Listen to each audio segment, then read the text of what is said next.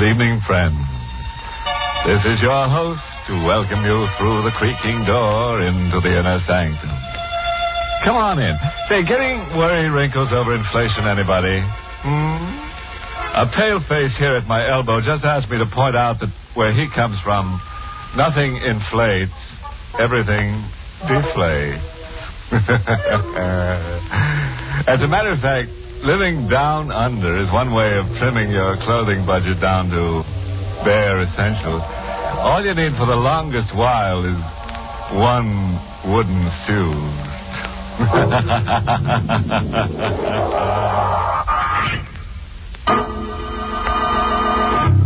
Tonight's Inner Sanctum mystery, Mark My Grave, was written by John Robert and stars Lawson Zerbe in the role of Colby, with Santos Ortega as Gabby.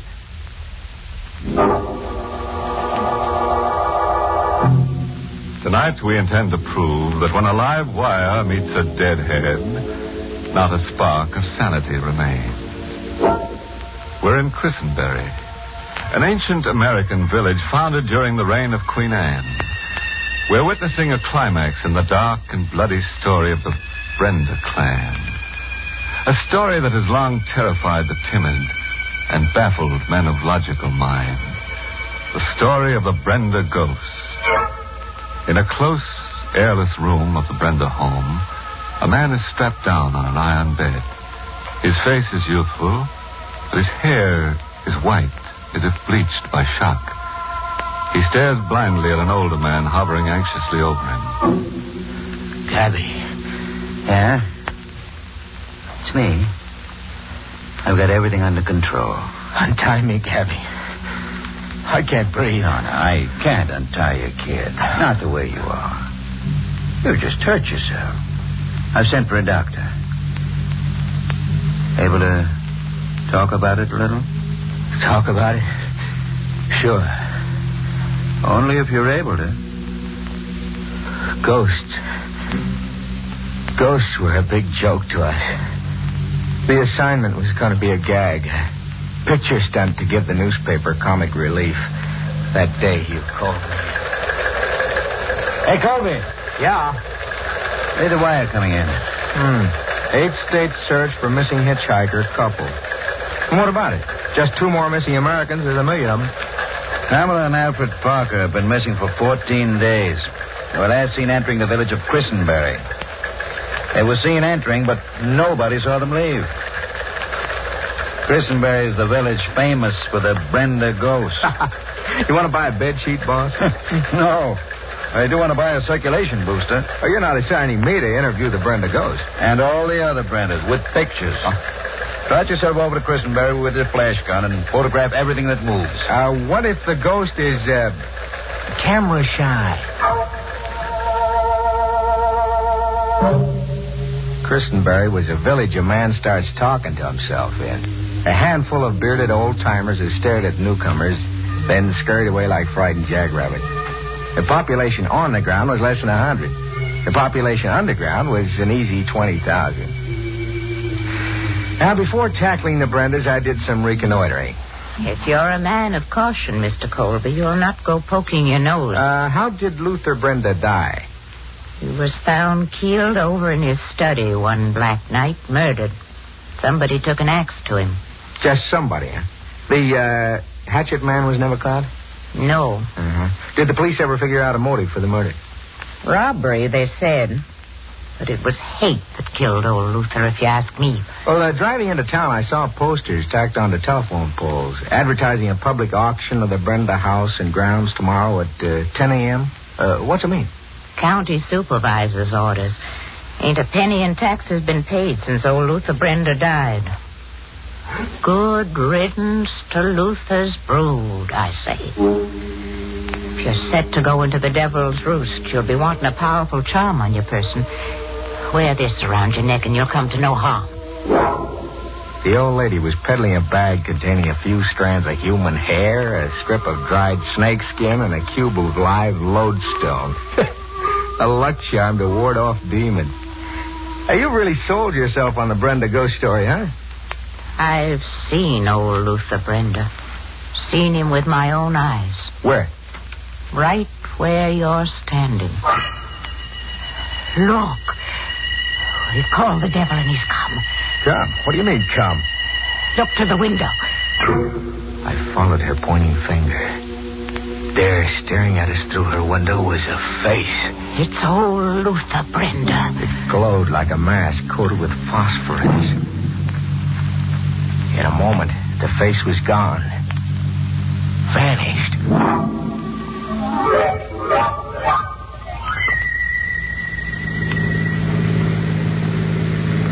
I left and drove on to the Brenda place, trying to throw off the spell. It was a perfect setting for a ghost. Inky black, you couldn't see your hand in front of you. A dimly lit gabled house high up on a hill, and barking dogs somewhere. I was picking my way slowly with my camera slung over my shoulder, working my flashlight, when I got the first proof that I really needed a charm bag around my head. Oh, the rifle shot. Somebody had shot the flashlight out of my hand. Are you shot? Nah, you just ruined a new flashlight. Who are you? David Brenda. You? Colby, a reporter. You always welcome guests with a blast of rifle fire? I mistook you for old Luther. Old Luther's on the prowl tonight. Shooting at your father's ghost, huh? Well, what makes you think the old fellow's on the prowl tonight? He ain't in his casket. You checked to see, huh? I did. You dug him up and pried open his coffin and checked? Nope. Wasn't no need to do that. We ain't never buried old Luther. We put him in the family crypt like he wanted to be put. And you say he's not there now? Yep. Well, any objections to showing me? Nope. Come along. I followed David Brenda into a small fieldstone house set on the edge of a weed-choked meadow, less than 50 feet from the big gabled house, sort of a primitively built mausoleum. In the center of it was a heavy oak coffin tooled with steel fittings. Raising the lid was a job for Hercules. I watched David Brenda's face purple with the effort. I'm showing you. Now, look for yourself. I looked. The casket was empty. I said old Luther was on the prowl. A man who's been dead 10 years just got up to take a walk. Got up to keep his promise. What promise? To take the Brendas back to his keeping. First Walter, then Polly, then me, he said. Walter's first because he's the oldest. And you last because you're the youngest? Yep. And you believe it? Listen. Hear that? Organ music. Some cheerful Joe's playing an organ over at your house. It's the piece old Luther always played. Only Luther can play the organ. I still say, show me. Come on. I started for the main house to the accompaniment of a ghostly funeral march that seemed to hang in the night air like a weight. Halfway across the lawn, the organ stopped.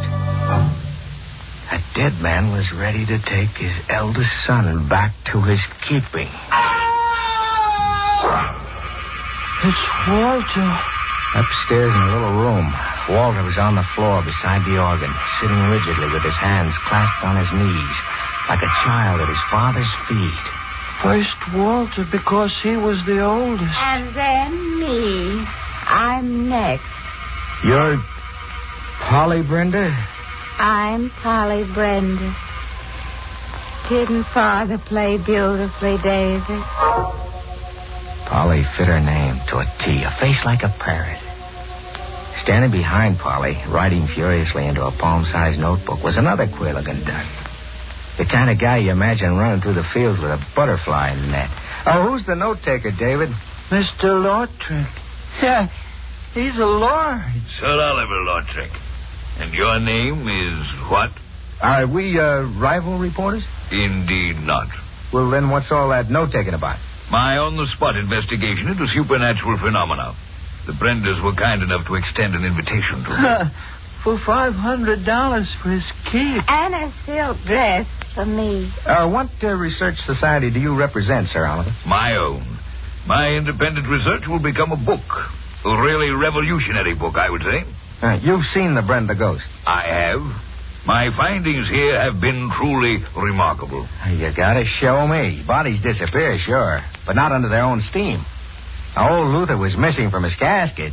Sure, but where is he? Do you know where he is, Polly?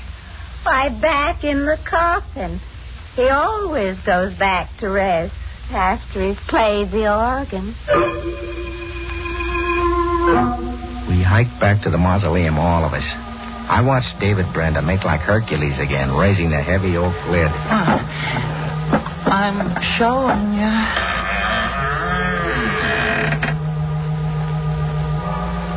I looked.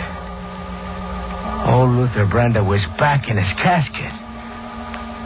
And it was the same face I'd seen pressed against the window of old Lady Hawkins' house.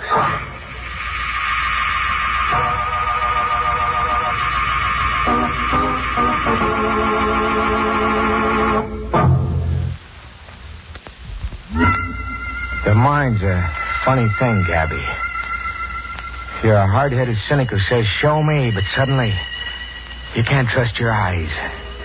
Suddenly your mind's developed a small crack, and your sanity begins to push out like sawdust coming out of a rag doll. A dead man who gets up out of his casket, plays an organ solo, commits a murder, then gets back into the casket. You don't dare believe it, because if you do, you'll never stop screaming. I didn't try to figure it out too much. I photographed everything in sight, talked a while with the overstuffed researcher, Sir Oliver, then holed up in the ground floor bedroom David Brenda assigned me to. It won't be comfortable, but it's a bed. I hadn't even closed one eye when the dogs outside set up a holler that raised goose pimples all over me. It was the kind of holler you hear from bloodhounds when they reach the end of the chase. I went to the window. Something was pulling me. Something. Like a premonition. There were the dogs on the lawn, under the moon. Brute mastiffs, 4 of them, and snapping something in their jaws, then tossing it into the air. I concentrated on whatever the gadgets were, peering through the window glass until my eyes almost dropped out of their sockets. After a while, I made the gadgets out. They were articles of clothing. A shoe, a man's hat, a lady's handbag. I found the place the dogs had come from. It wasn't hard. I just followed the dog tracks to a ravine behind the meadow. I found them side by side. Deader than just dead. Pamela and Alfred Parker. Your missing hitchhiker couple. Oh, Luther killed them. Great. Having a ghost around that walks. Huh, David? You can make him the explanation for everything. Oh, Luther killed them. Listen. The organ's going again. It's old Luther's favorite piece. He's fixing to kill Polly. Walter was the first, and now it's Polly's turn. Busy night for a dead man. The idea is that Luther Brenda's up there at the organ, huh? Yep. Up there playing a prelude to murder. Out of his casket and up there in the watchtower? Yep. I'm going back for a double take at that casket.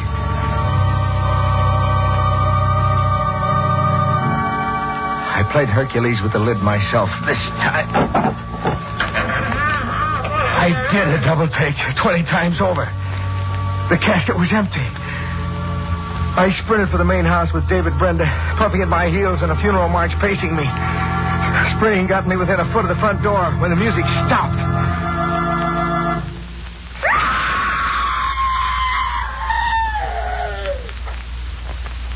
Polly was next.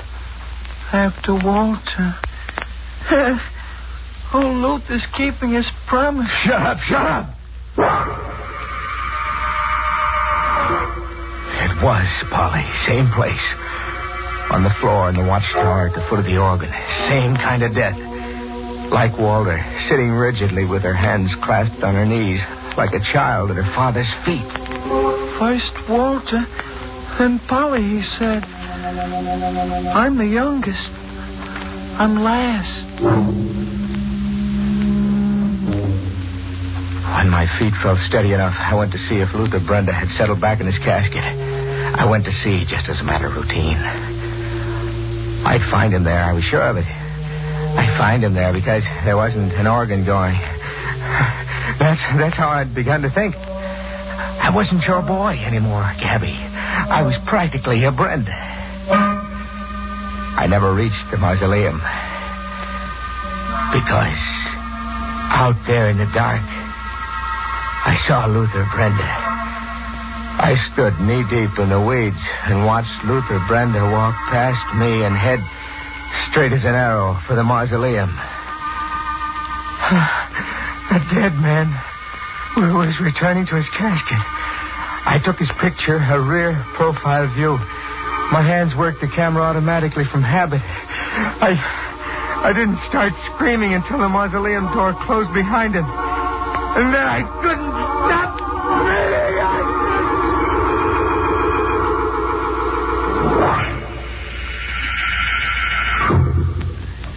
Feel better for the sleep, kid? Yeah. I feel okay. What time is it? 10 a.m. The doc gave you something to quiet you down. Able to get up? Sure. Did I make any sense to you early this morning? So. But we're not talking about it, Colby. Sergeant Conley's around the premises now figuring things out. That public auction starting in a minute. They're going ahead with the sale of this place. You want to climb any of your duds, we can watch it. Gentlemen, your attention, please. The sale is about to commence. By authority vested in me by the Board of Supervisors of the Incorporated Township of Christenbury, I now offer you tax warrants, file number 126015, at public sale. Great public sale. Not a soul came. Nobody wants the place. Luther Brenda goes with it. Fat boy over there. See Sir Oliver? Uh-huh. And that's David Brenda. What keeps him out of a padded cell? The tax warrants amount to $3,000, gentlemen. The minimum bid I am empowered to accept is $3,000. Bid lively, gentlemen. Looks like no takers, Colby. Mr. Auctioneer, Yes? in the absence of bids, I bid exactly $3,000. Sold. Sold to your name, please. Lautrec. Sir Oliver Lautrec. Come on, Colby. That's all I wanted to hear. Sir Oliver, Yes? what's here that's worth $3,000 to you? Must I answer that question? You'd better, and pronto. And don't tell me you've gotten attached to a walking dead man. My work prompted me to make that bid. The $3,000 enables me to pursue my research. I'd been advised that the county planned to raise the house to the ground if no bid was forthcoming. That would be a pity. An irreparable loss to the study of supernatural phenomena. But more of a loss to you, eh? A loss of, say, $100,000? You're making no sense at all to me. I'm not, eh? There's a cop here who'll tell it to you in basic English. You tell him, Sergeant. $100,000 in jewels stolen by an escaped convict who came through here and murdered old Luther Brenda 10 years ago. The killer left the jewels behind him for safekeeping. Because he was wanted in 12 states, he was hotter than a firecracker. He knew he'd never crash through roadblocks set up to trap him. My theory is that the jewels are bricked in somewhere as a part of the Brenda dwelling. Isn't that why you bought the house, Sir Oliver? To be free to take a wall down at your leisure and pocket a bag full of jewels? It's a preposterous theory. In my opinion, gentlemen, your surroundings here have affected your minds. You're all stark mad. Ah, that gimmick. Give him the rest of it, Sergeant. The corpse that gets up and plays the organ? That's you, Lautrec. Now, don't waste your breath denying it. Among other items of proof, we've got photographic evidence.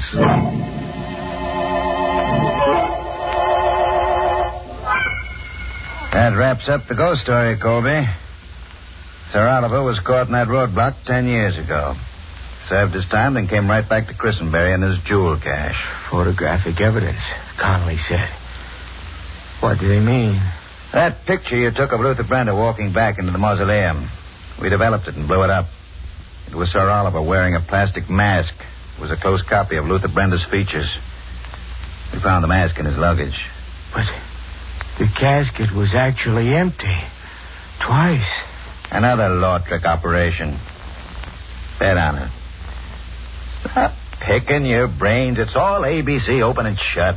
Everything fits logically. Everything adds up. But they were sitting on the floor with their hands clasped around their knees. Walter and Polly, like children listening to music. Colby, I'm begging you. Get that malarkey out of your head. Dead men don't sit down and play the organ. Don't they, Gabby? Listen. Oh, at a time like this, some jerk decides to play the organ. It's old Luther Brenda up there in the watchtower playing his favorite piece. He's out of his casket and at the organ. David's on the floor like a child, listening to his father play. Colby, quit it. It's David's turn now. After Walter came Polly. David's last because he's the youngest. It's his turn now to go back to his father's keeping. Soon the music will stop and David will scream. Listen, Gabby.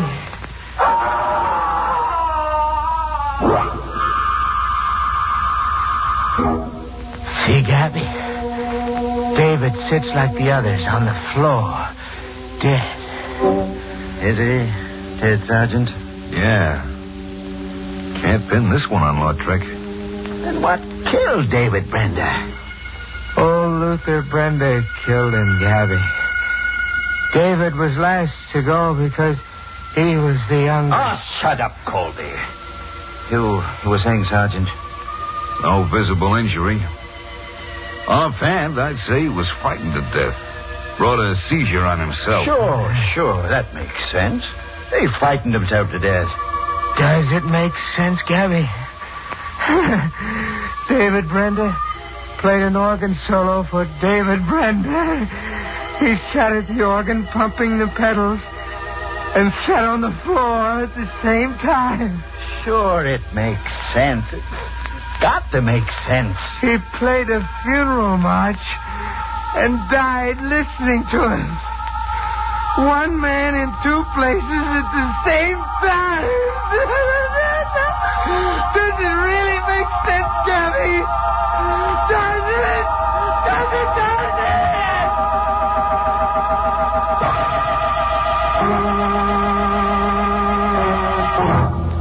So the Brendas are back together again. Now, there's one gang that believes in the family ties that bind. Did some cynic whisper, straitjacket? That's Oliver. Nice guy to rent your attic to. I'm told he's using himself as a basis for research now.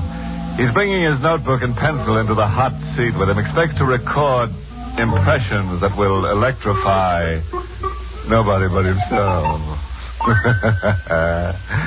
And say, if you ever run into a walking corpse, Mr. Blow the whistle on yourself. You're on a dead-end street.